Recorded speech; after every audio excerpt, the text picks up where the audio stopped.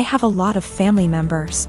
I come from a religious community that doesn't believe in the public school system and tends to have a ton of kids. I have an older sister, Julia, a stepbrother, Ron, a stepsister, Molly, a half-brother, Joe, and a half-sister, Lucy. Growing up, all of us were homeschooled. This involved a lot of neglect, lack of textbooks or seasonally appropriate clothes / shoes, unheated house, and sometimes physical abuse. I lived mostly with my mom, but spent weekends with my step-family. Both houses were dysfunctional. My stepmom used to have a severe problem with alcoholism, although she's been better in the last few years. Ron is my best friend and I would be lost without him.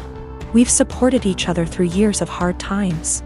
And we discuss a lot how our lives could have been different if we'd been sent to school or generally had a more healthy home life. Obviously, we don't want the same thing for our younger siblings. And don't want to see them struggling in minimum wage jobs while trying to study for a GED the way we're doing.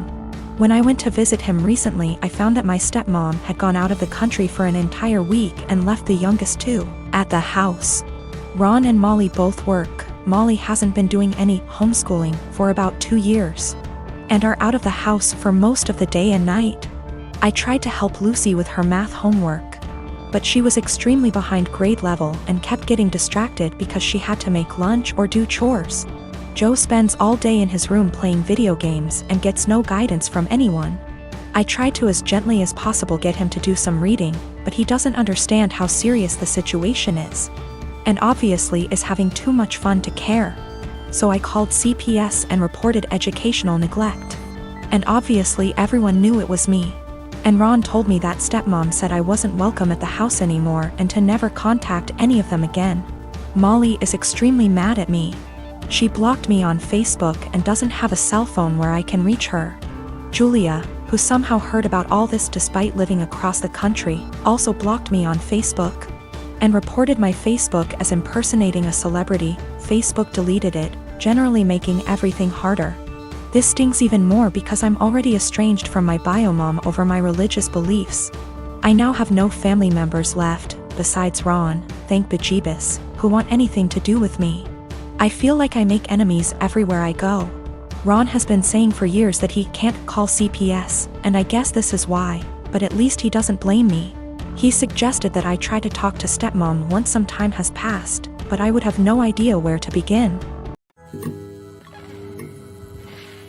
I'm a native French speaker from Canada, but I have a very pronounced Acadian / kayak accent.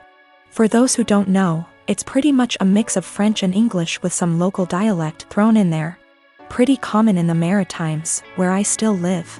I'm perfectly bilingual in both languages.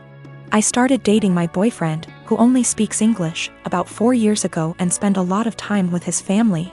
They've all been really great, except for one of his aunts. She says she was a French teacher in Anglophone schools for over 40 years up until a year ago and even studied in France. And she insists on only talking to me in French. I agreed at first since I didn't want to be rude to his family, but it's getting super weird. I don't understand how she was able to teach kids English or how she comes up with most of her sentence. Like I have to guess 90% of whatever she says and hope I'm right because it makes absolutely no sense.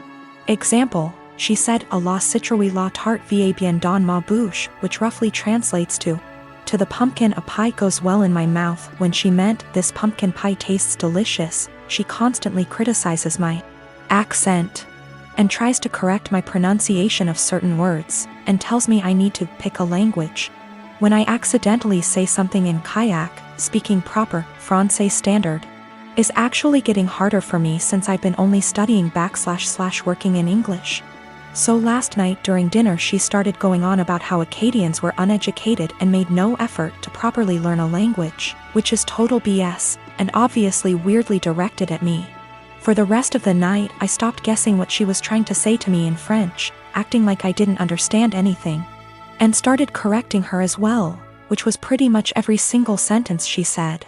I wasn't trying to be rude or aggressive about it, but after a while she gave up on the French and ignored me for the rest of the night. Turns out she was super pissed and told everyone I was trying to embarrass her in front of everyone. Looking back, I think I might have taken it too far by not stopping after 2 to 3 sentences, and I feel bad. My boyfriend said I was being Why, while his mom said she probably deserved it. Forgot to mention that I told her a few years ago that it's hard for me to fully speak proper French as I spoke Kayak all my life. Tried to explain Acadian culture, she wasn't having it, surprise, and she stopped for a while but is now doing it again. I, 37M, have 3 girls, 8, 10, and 12. Their mother walked out on us for another man when our youngest was around 4. My ex still stays in contact, though, and pays child support. A few weeks ago while doing laundry, I saw red spots on my oldest's underwear. I asked her if she knew about it, and she cried and told me she tried to call her mom, but my ex didn't call back. She'd been stuffing toilet paper in her underwear, hoping that would work.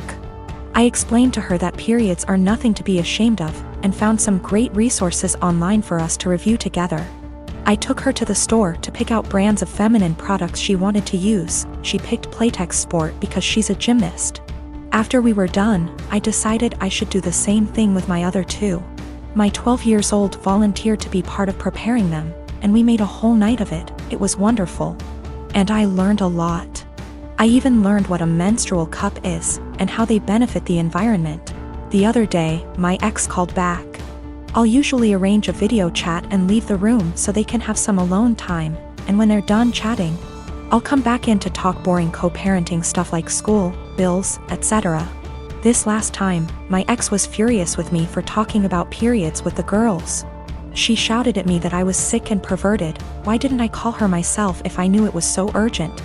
I could have called one of their grandmas / aunts, but my mom has dementia, while her mom and sisters call me a loser because I teach kindergarten, so I'm not fond of them.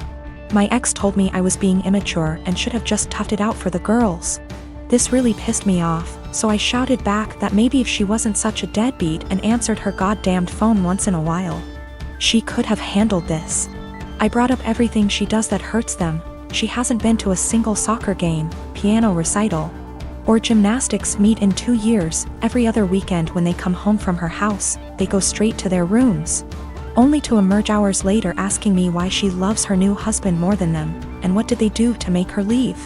My ex responded by saying I should tell them it's not their fault I couldn't satisfy her, and I screamed. And she just smirked and pointed behind me, saying, "Look what you did," when I turned around. My 8-year-old and 10-year-old were standing in the doorway crying. It broke my heart. I never shout, so I know I scared them.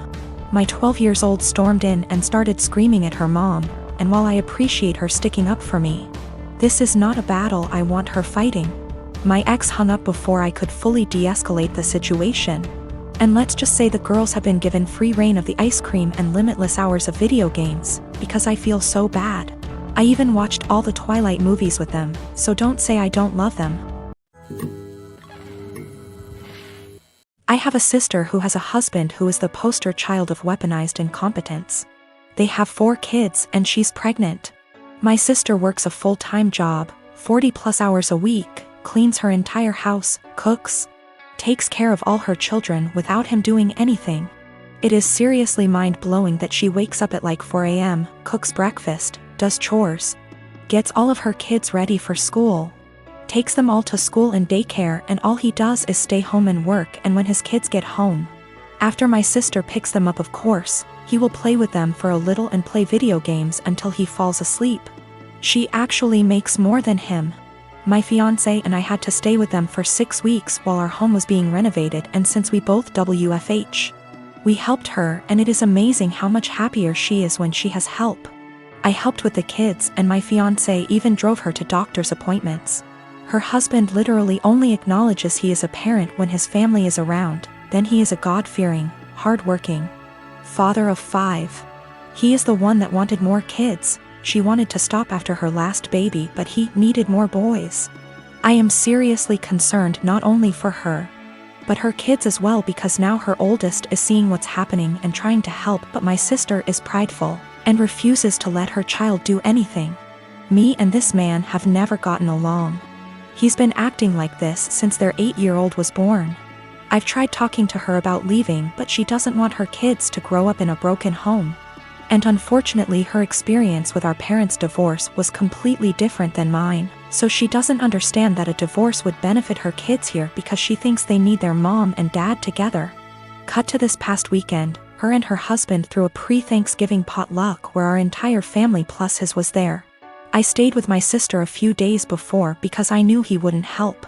So we're at dinner all talking, and I mention we are trying for a baby and my brother-in-law makes an offhanded comment to him about how hard fatherhood is. And I snapped and said, like you would know. He looked taken aback and asked me what I meant, and I unloaded on him, calling him a pathetic excuse for a man who makes my 8 months pregnant sister do everything for their family.